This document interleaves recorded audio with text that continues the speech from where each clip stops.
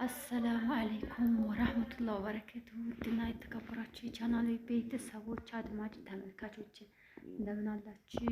በያላችሁበት ሰላማችሁ ይብዛ። ሰላም ለሀገራችን ይሁን እያልኩ ዛሬ እንግዲህ ቤቴ ብቅ ብያለሁኝ ማለት ነው። ሀባይብ አርጉ እያደረጋችሁ ሰምታችኋል ማለት ነው ቅመሞቼ። እና ያው ሰዓቱ ሄዷል። ዲጂታል መታወቂያ ለማውጣት ወደ ከተማ ሄጄ በጣም ወረፋ ስለነበረ እዛ ቆየሁኝ ማለት ነው። ከዛ መልስ እንግዲህ መጥቼ ቤቴ ያው ዙሁር ሰገርኩ። በቃ 7 ሰዓት ነው ማለት ነው። እና ያው ድምፄን ቀነስ ያደረኩት ታውቃላችሁ አይደለ? ሰው ስላለ ነው። እና ሀባይቦቼ ያው ዛሬ ቤቴ ተገኝቻለሁ ለማለት ያክል ነው። እንግዲህ ያው ማውራው ጠፋብኝ። በቃ ምን ልበል የሆነ ነገር አስቤ ነበረ ላወራ ያቀርኩት ማለት ነው። ግን ወሬው ጠፋብኝ። ፈርቼ ነው መሰለኝ አላውቅም። እና ያው ረመዷንን ቤት ልኖር ነው። ኑር እያላችሁ ነው እና ሊገባ ነው አንዳንድ እያልኩ ነው ማለት ነው። ትናንትና አይታችኋል እንግዲህ ሂሳብ በጃጅ ለቤት ነው ምናምን እያልኳችሁ ነበረ። ኢንሻአላህ ባላህ ፈቃድ ይገባል ማለት ነው። እና ያው እንደምታውቁ በቃ ሳሎኑ ብቻ ቁጭ ብያለሁ። ሰው የለም ማለት ነው። ያው በቃ መጣ ብዬ የሆነ አየት አድርጌ ዝም ብዬ የሆነ አረፍ ብዬ ስሄድ ደስ ይለኛል ማለት ነው። እና ኢንሻአላህ ደግሞ ያው አሁን ያመጣሁትም እቃ የለም።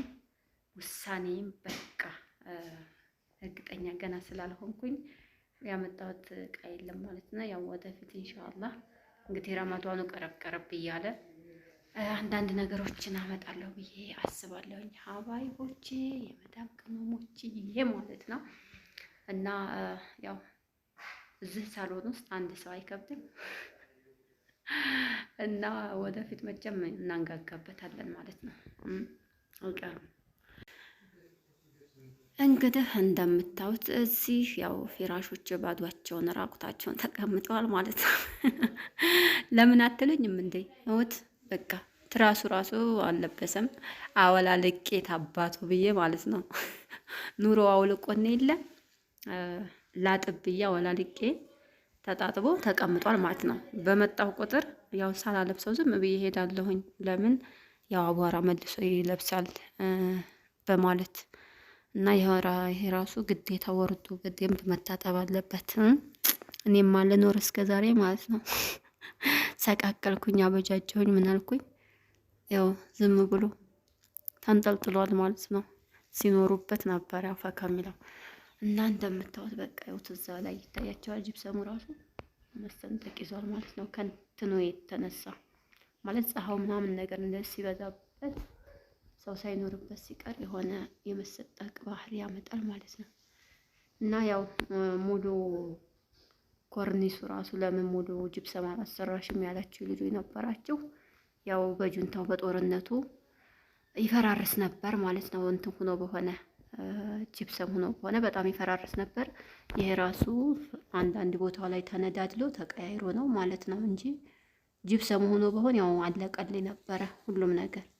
ብቻ አልሐምዱሊላህ ረቢል ዓለሚን ሁሉም ለበጎ ነው። እዚህ ደርሰናል። እንግዲህ የወደፊቱን አናውቀውም ማለት ነው። ያለፈውን እያወራን ወደፊት እንጓዛለን ማለት ነው ኢንሻአላህ ሀባይብ። እና ይኸውላችሁ እስኪ ላሳያችሁ ቤቴን። እንግዲህ አንዳንድ ሰዎች ያላያችሁ ስለምትኖሩ ማለት ነው። ከዛ በኋላ ያለው ተከራይቷል፣ ግን እስካሁን አልተዘጋም። ይሄ በር ይዘጋል ተብሎ ግማሹ ለኔ ልገባበት ነው እንግዲህ። እስካሁን ግን በቆርቆሮ እንትን አላልኩም ማለት ነው። ያው ይሄ ውጭ ዋናው በር ነው። በዚህ ደግሞ ይሄው የፈርኒቸር ነው ማለት ነው።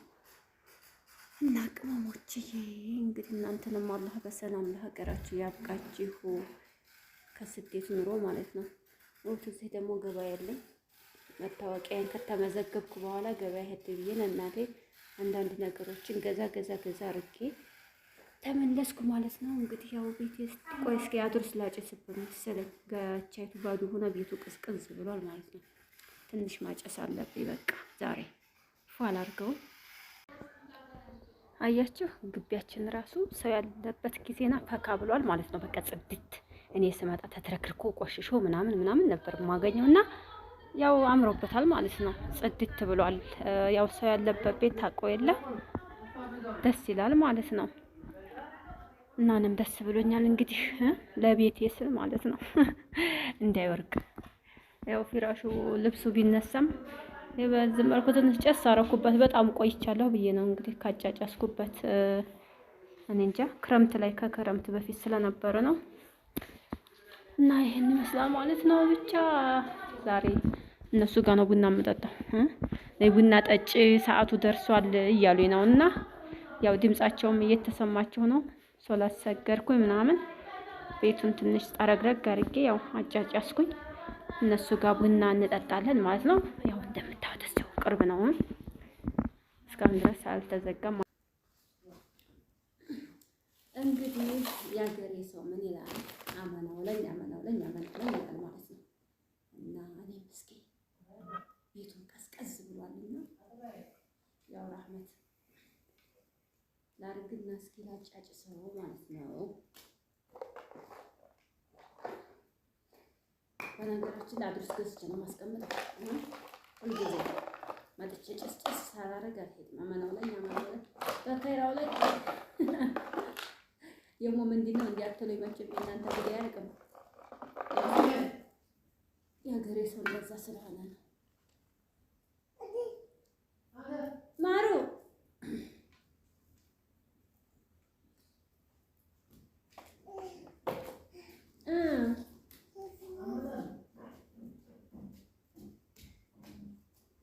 እንድናርግና ቤቱን ፈካ እናድርግ እላችኋለሁ።